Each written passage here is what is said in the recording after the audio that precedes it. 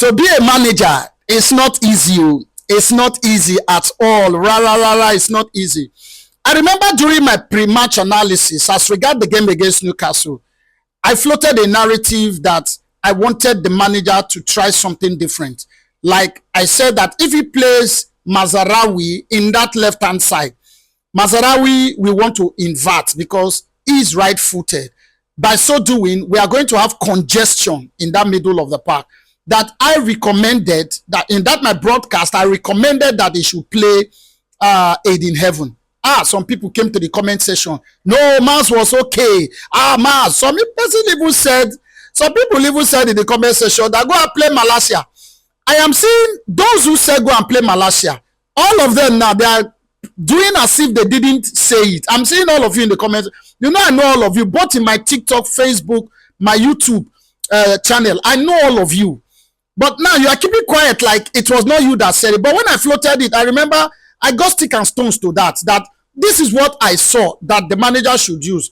So I'm very sure that the manager himself must have seen the errors that he made yesterday. Now, for me, there are two big calls he will have to make. Two big calls, two big decisions for the rest of the game that we have. Because our next game is against Aston Villa around March 15th. You understand? So there are two big calls I will want him to there are two big calls that me personally I want him to take.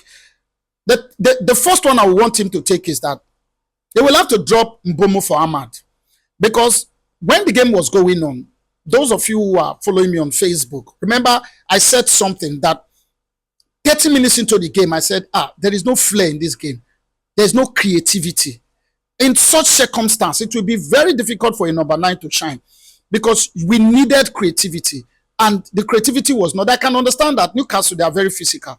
You see Newcastle, you see Crystal Palace. According to stats, the two of them, they are very, very intense. Their intensity is very high.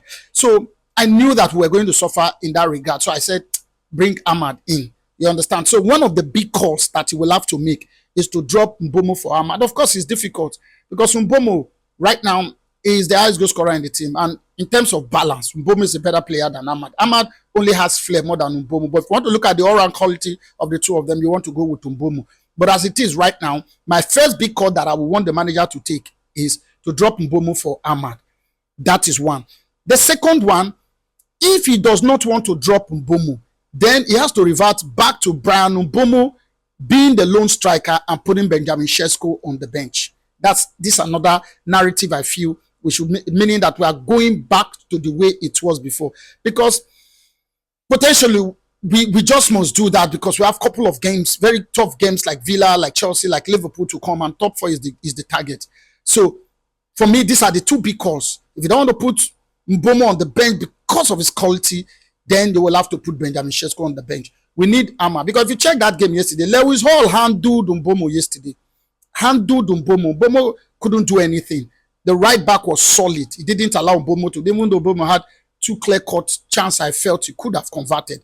But Lewis Hall was very good yesterday, so he handled Mbomo. So these are the two big calls I think the manager should go back to. This is my own opinion, as I've always said. Let me hear your own opinion on the comment section.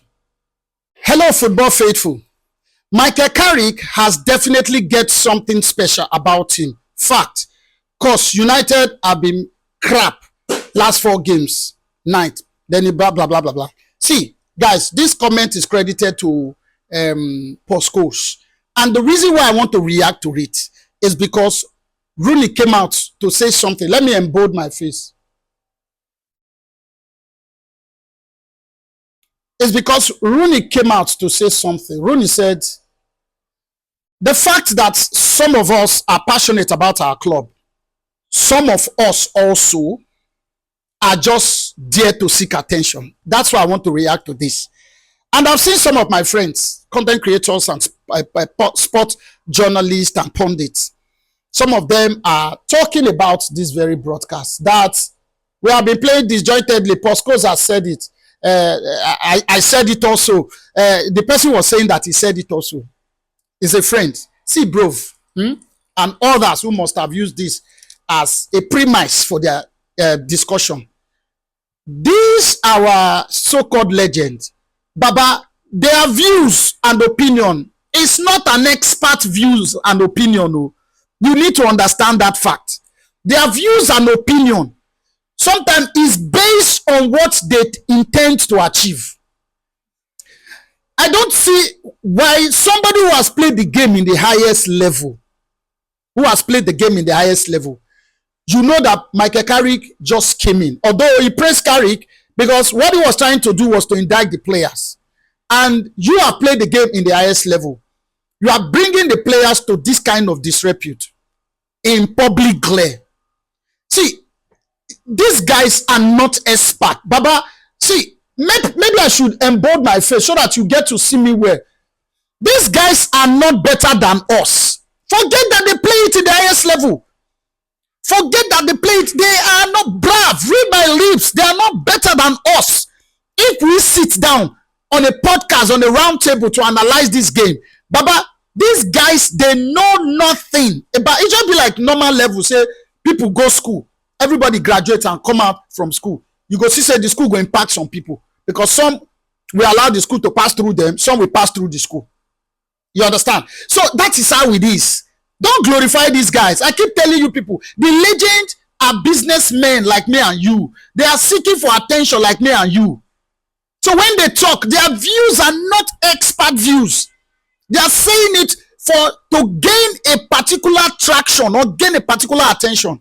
Don't emphasize on it and say, I said it now, that this person, Baba, these guys, their views are not expert. So you need to understand that. That is making this statement. He is not indicting the manager, because with this you would see that he's trying to say the manager is good for him to have grind out that result that we've gotten, but the player is trying to indict the players, and Ronnie is saying this is just to seek attention. I'm not surprised. Leave these guys. I don't know. See, football is about result, particularly when you are in the interim like this, where they brought him in to get results. They didn't bring in him to start, bringing ideologies within this short space of time. Not the person there 14 months in office to implement in ideals, because it's not easy. And the board too understands that it's not easy. They didn't fire Amorim because the results were poor. They fired Amorim for that his explosive interview. We wanted to actually give Amorim time to the end of the season. All of us, they are aware of that story. Because implementing your ideas takes time. It's not a sudden flight. Talk of somebody who just came in barely 8 games now, 6 weeks ago. You're expecting to just turn the boys to what? Come on. Plus, we don't have squad in depth. Now somebody come out say this thing. And he call himself professional player. He has been there. He has managed before. But they are not better than us. End of story.